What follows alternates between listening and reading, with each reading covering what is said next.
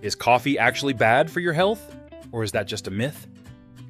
For years, coffee has been blamed for a wide range of health issues, from anxiety and poor sleep to dependency and long-term health concerns. You've probably heard people say that drinking coffee every day isn't good for your body, or that quitting caffeine completely is the healthier choice. And to be fair, there are reasons why people think that. Coffee can affect your sleep, increase your heart rate, and sometimes make you feel jittery or uneasy. For people who are more sensitive to caffeine, even a single cup can lead to discomfort. And when those effects show up, it's easy to assume that coffee itself must be unhealthy. But at the same time, coffee is one of the most widely consumed beverages in the world. Millions of people drink it every day, not just occasionally, but as part of a consistent routine. It's deeply connected to how people start their mornings, stay productive during the day, and push through long hours of work or study. And what's interesting is that research doesn't show coffee drinkers as being less healthy. In many cases, it actually suggests the opposite. So how can something that seems to have negative effects also be linked to positive health outcomes? The answer is that coffee isn't simply good or bad. Its impact on your health depends on how much you drink, when you drink it, how your body responds to caffeine, and even how you prepare it. Two people can drink the exact same cup and have completely different experiences. One feels focused and energized, while the other feels anxious and overstimulated. So instead of asking whether coffee is bad for your health, a better question is, how does coffee actually affect your body? And how can you use it in a way that supports your health instead of working against it? When people ask if coffee is bad for your health, they're usually thinking about the negatives.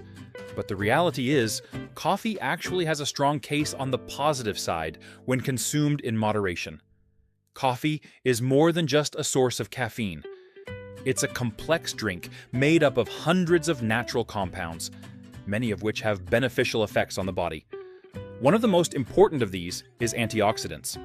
Antioxidants help protect your cells from oxidative stress, which is a type of damage that builds up over time and is linked to aging and many chronic diseases.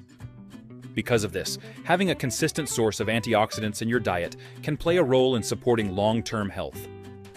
What's surprising is that for many people, coffee is one of the largest sources of antioxidants they consume daily, sometimes even more than fruits and vegetables combined. Beyond antioxidants, coffee has also been studied for its relationship with long-term health outcomes. Research has linked moderate coffee consumption to a lower risk of conditions like type 2 diabetes, Parkinson's disease, and Alzheimer's disease. While coffee isn't a cure or a guarantee against these diseases, the association suggests that it may support your body in ways that go beyond just giving you energy. Coffee has also been linked to better liver health, which is an often overlooked benefit. Regular consumption in moderate amounts has been associated with a lower risk of certain liver conditions, making it one of the few everyday drinks that may actually support this part of your body. On a more immediate level, coffee has clear mental and physical benefits.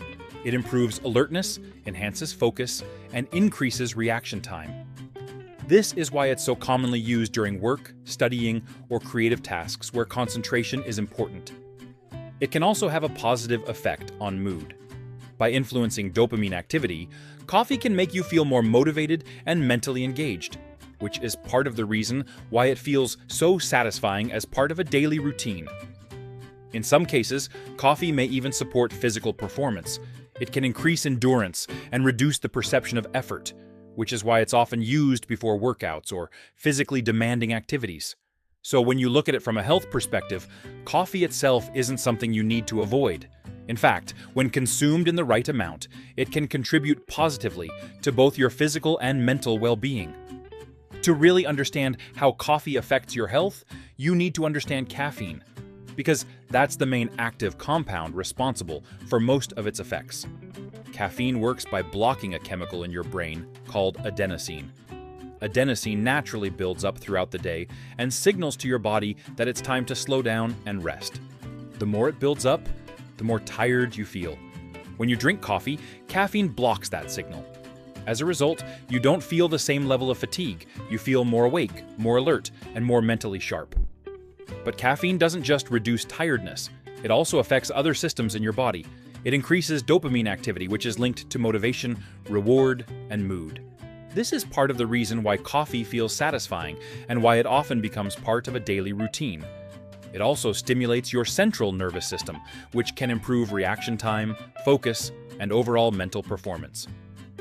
In moderate amounts, this can be very beneficial, especially for tasks that require attention and concentration. However, from a health perspective, the key factor is how much and how often you consume it. Over time, your body adapts to caffeine. The more you consume regularly, the more your tolerance increases. This means you may need more coffee to achieve the same effect you used to get from a smaller amount. As tolerance builds, it can lead to a gradual increase in intake without you fully noticing it. And this is where things can start to shift. At higher levels, caffeine can overstimulate your system. Instead of improving focus, it can increase anxiety, create restlessness, and make it harder to feel calm or relaxed.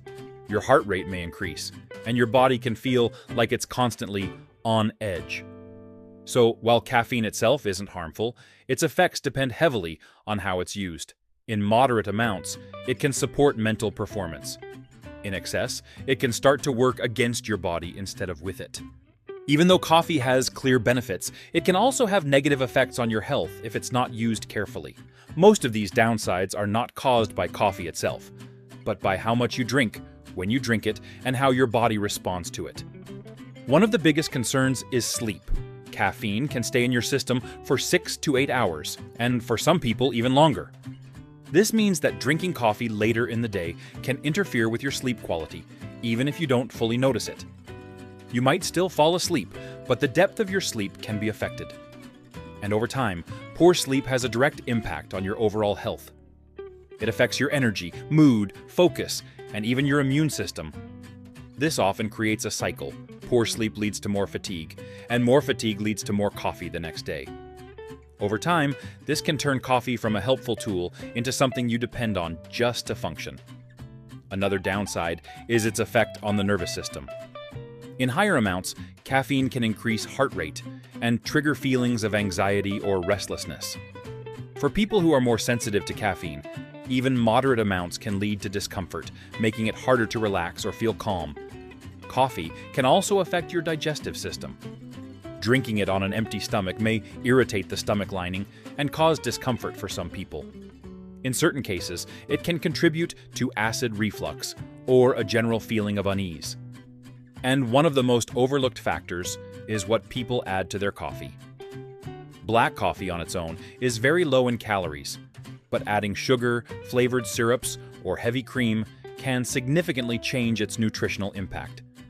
Over time, these additions can contribute to excess calorie intake and have a bigger effect on your health than the coffee itself. So when people say coffee is bad for your health, it's often not the coffee alone. It's the combination of timing, quantity, and how it's consumed. So how much coffee is actually healthy? For most healthy adults, moderate coffee consumption is generally considered to be around 3 to 4 cups per day. This equals roughly 300 to 400 milligrams of caffeine, which is the range where most benefits can be experienced without significant negative effects. Within this range, coffee can support focus, improve alertness, and even contribute to long-term health benefits without putting too much stress on your body. However, this is not a one-size-fits-all rule. Everyone's body responds differently to caffeine.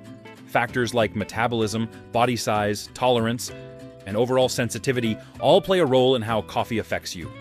Some people may feel jittery or anxious after just 1 cup, while others can consume multiple cups without noticeable side effects. From a health perspective, the most important thing is not just the number of cups, but how your body responds.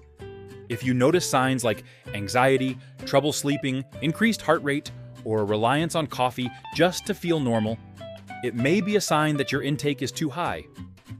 Another important factor is timing. Drinking coffee earlier in the day is generally better for your health, as it reduces the chance of interfering with your natural sleep cycle.